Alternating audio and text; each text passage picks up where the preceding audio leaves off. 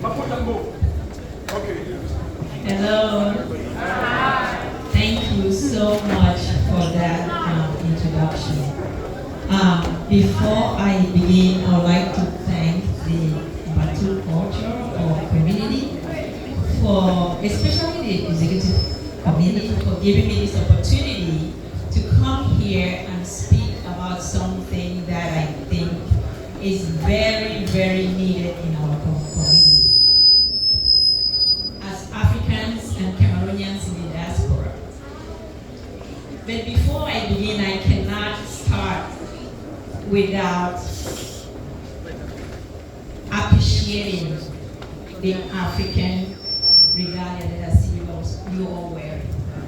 Thank you all for bringing the culture out here. Thank you all for displaying the different styles and designs. This is amazing. I love it. I was telling my husband back then, just admiring all the women walking through. I'm like, look at this style, look at this style. Beautiful. Thank you all so much. I would like to invite us all just to take a minute, clock out a little bit, just clock out from all what is jumping out of you right now. Just try to let go of all the thoughts that are coming into your mind. Just for 1 minute. Just for 1 minute. I'd like to invite us to just take a deep breath. Inhale and exhale. Inhale and exhale.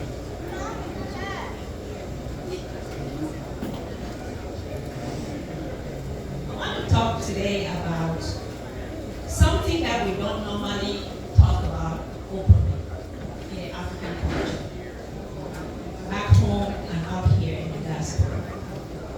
And that's grief, loss, life transitions. We all experience that every single day. But we do not allow or give ourselves the permission to talk about it for various reasons.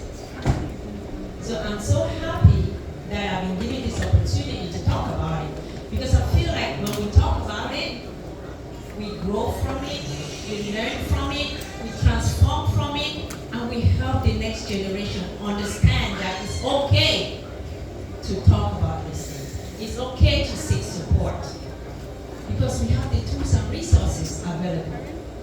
So why let them go to waste? Or why think that it's just for a certain group of people? My hope is that we leave here tonight with greater compassion for ourselves, a deeper understanding of grief beyond death, a deeper understanding of grief beyond death, and the courage to reconnect with who we are becoming. I'm going to give you a snippet of my own journey, just a little bit. I migrated from Cameroon right after high school to the United States. Everything changed for me when I landed here. I left my family behind. I left my community behind that I grew up with. I left the traditions behind, what you all are trying to bring here. I left it behind. I left my languages behind. I spoke French fluently. And when I got here, I had to learn to speak French. So in other words, I left that behind as well. And I left my comfort zone.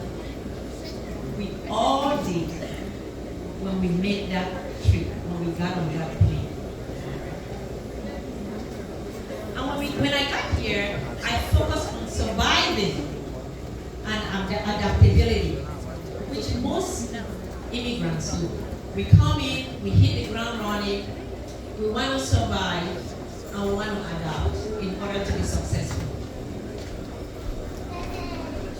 But what I did not realize is that migration changes more than your address. Even though I left Cameroon and migrated to the United States, changes more than the others. It wasn't just me transitioning. It changes my identity. I started asking questions like, who am I now? What part of myself do I keep? What parts do I let go? How do I create a sense of belonging without losing myself, without losing my culture? Those questions eventually became part of my own healing journey and later inspired my work as a grief and life transition coach. Not all grief comes from death. Not all grief comes from death. The hidden grief of migration. What is grief? When I was growing up, when I heard someone was grieving, my first thought was they lost a loved one. But grief goes way beyond losing a loved one. Migration involves many kinds of grief, many kinds of losses. Migration is a big part of grieving. And we don't look at it that way. Because we celebrate the migration, we don't celebrate the grief that comes with it. And we don't talk about